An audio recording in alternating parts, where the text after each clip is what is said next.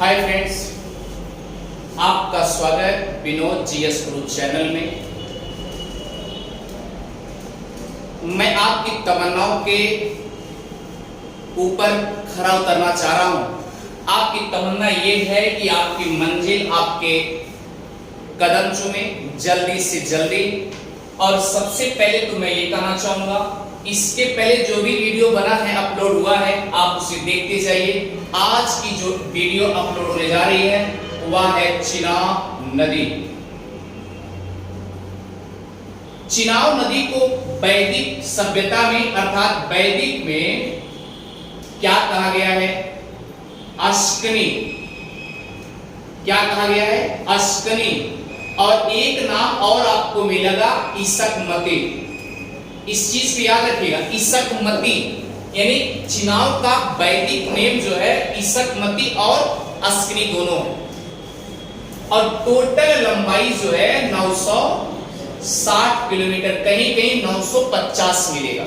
और याद रखना, यह जो चिनाब नदी है ना, ये सिंधु की सबसे बड़ी सहायक नदी भी है।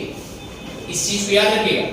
यहां पर जैसे जब चिनाब नदी पंजाब में एंट्री करती है ना, इसी के नदी के किनारे जो है हीर रांझा की बहुत बढ़िया कहानी चलते हैं। हीर रांझा के नृत्य भी किए जाते हैं। कहां पर? पंजाब में। आइए देखते हैं चिनाब नदी कहां से निकलते हैं। आइए छोटे से मैप में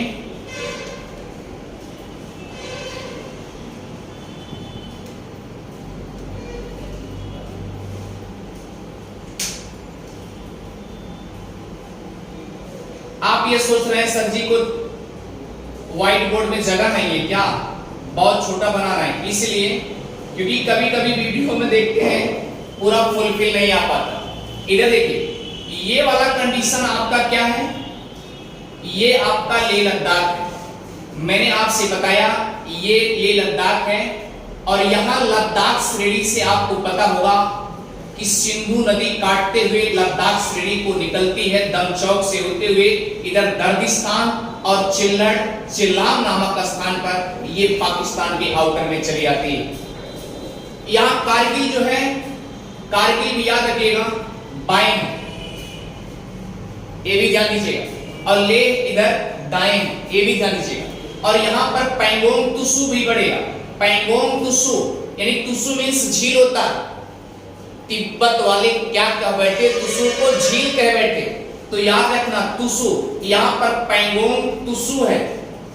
क्या है? पैंगोंग तुसु। और आज भी अक्साई चीन के कब्जे में, अक्साई चीन में यानी सन 62 से 1962 से लेकर के चाइना से आज भी विवाद चल रहा है अक्साई चीन को लेकर के, ये भी याद रखिएगा। यानी 1962 से लेकर के आज तक विवादित है। और पैंगोंग तुसु जो है, पैंगोंग तुसु की ये देखिए ध्यान से, आधा से ज्यादा भाग जो है चाइना में और थोड़ा सा भाग इसमें, पर इसकी चौड़ाई ज्यादा होने की वजह से आज तक इसका पैमाना क्लियर नहीं हो पाया और इसलिए आज विवाद का विषय आज भी बना हुआ है। अच्छा ठीक, अब आइए चलते हैं। ये पोर्शन आपका, ये आपका जम्मू कश्मीर है। और आपको ये पता है इधर क्या है? पंजाब है। और ये पोर्शन क्या है आपका? हिमाचल प्रदेश है। इतनी बात तो अच्छे से समझ में आ गई होगी। यहां पर आपको एक जिला मिलेगा, जिला है, याद रखिएगा, लाहौल स्पीति। लाहौल स्पीति जिला, क्लियर है? लाहौल स्पीति जिला में एक आपको पास मिलेगा, दर्रा मिलेगा, जिसका नाम है बाड़ा लाचा दर्रा। कौन सा दर्रा? बाड़ा लाचा दर्रा, बाड़ा लाचा दर्रा। अब देखिए ध्यान से, ऊपर का जो भाग है, ऊपर का जो भाग है यानी ऊपर वाला, ये दो नदियों के मिलन से होता है, ये भी याद रखिएगा। दो नदियों के मिलन से होता है, दो आग से होता है। आग मीन्स पानी, आग मीन्स पानी।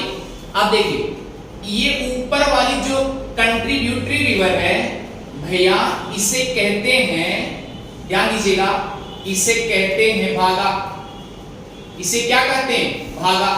और जो नीचे वाली कंट्रीब्यूटरी है रिवर है उसे कहते हैं चंद्रा। इसे क्या कहते हैं, चंद्रा।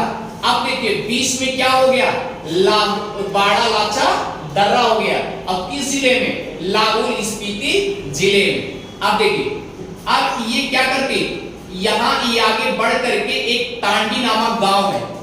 कौन सा गांव, तांडी नामक गांव है। यहां पर दोनों का मिलन होता है।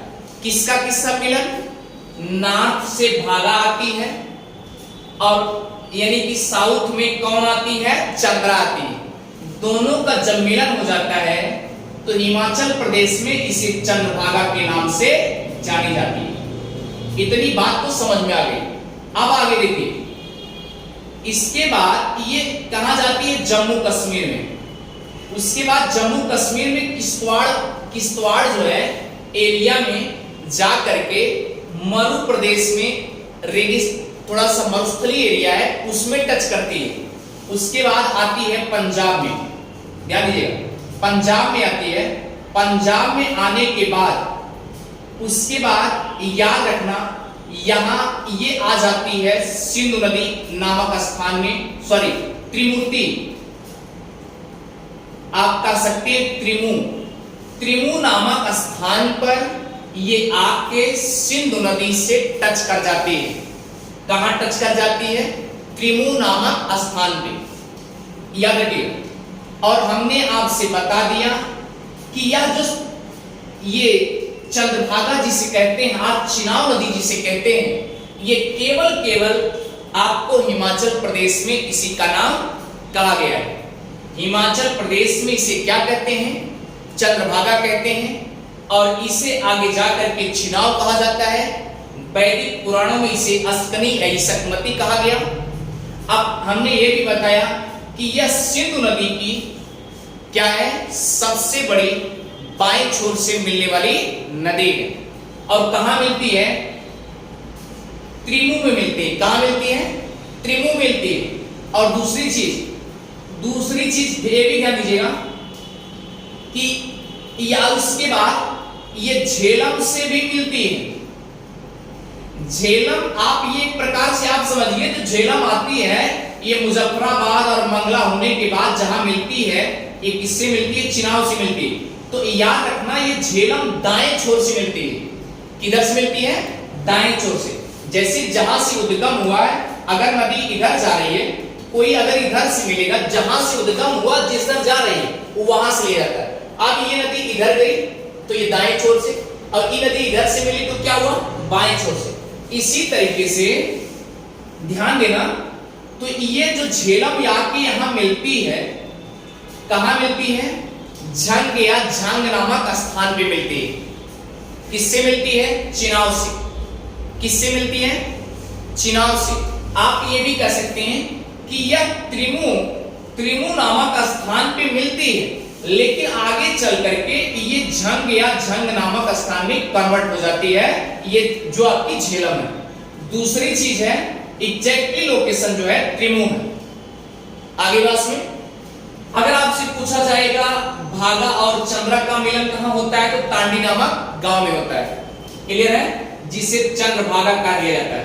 अब नॉर्थ वाली जो कंट्रीब्यूटरी रिवर, साइड रिवर है, उसे क्या कहते हैं, भागा कहते हैं। और जो साउथ वाली कंट्रीब्यूटर रिवर है उसे क्या कहते हैं, चंद्रा कहते हैं। तो दोनों मिलकर के क्या हो जाता है, चंद्रभागा। और किस जिले से निकलते हैं, लाहौल स्पीति जिले से निकलते हैं। इस पे परियोजना भी बनाई गई, बादल बिहार परियोजना।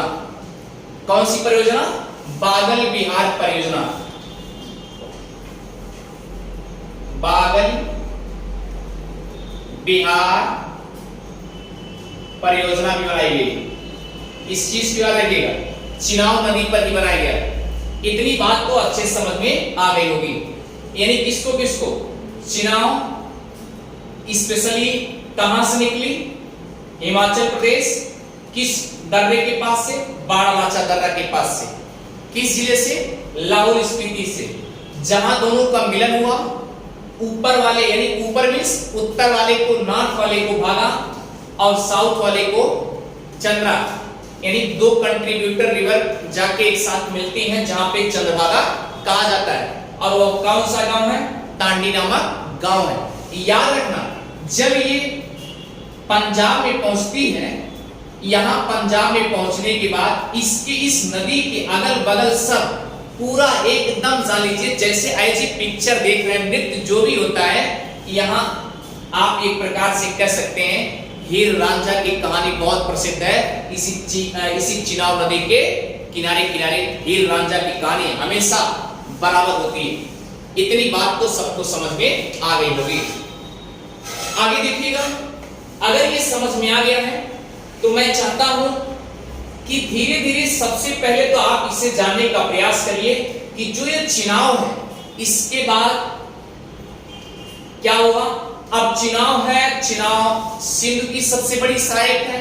अब इसका मतलब कि झेलम अगर आके चिनाव में मिल रही तो झेलम भी चिनाव की एक सहायक नदी हो जाएगी, कंट्रीब्यूटरी रिवर हो जाएगी। लेकिन नहीं, ये भी ध्यान दीजिएगा दाएं छोर से मिल ही रही है। अब ये आपको ये भी ध्यान देना है कि जो ये सिंधु है, सिंधु की सभी पंचनदियां मिला करके बाएं छोर से मिलने वाली नदियों को पंचनद कहा जाता है। ये यूपीएससी आईएएस में पूछा भी गया है।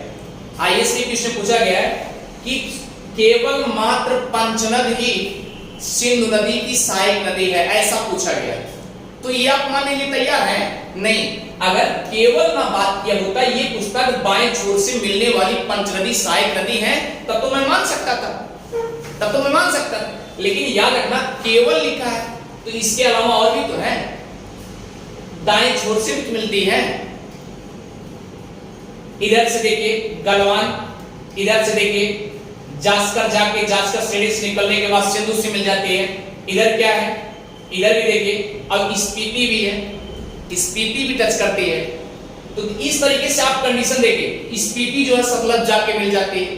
तो ये सब क्या है, आपको ये देखना होगा कि एक दूसरे से मिलने के बाद ये नदी जो है अपने आप में एक बड़ी कंडीशन हो जाती है। इसीलिए यह चिनाब नदी सिंधु नदी की बड़ी सबसे बड़ी सहायक नदी हो जाती है।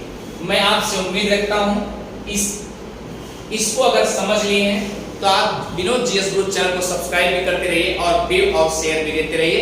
Thank you.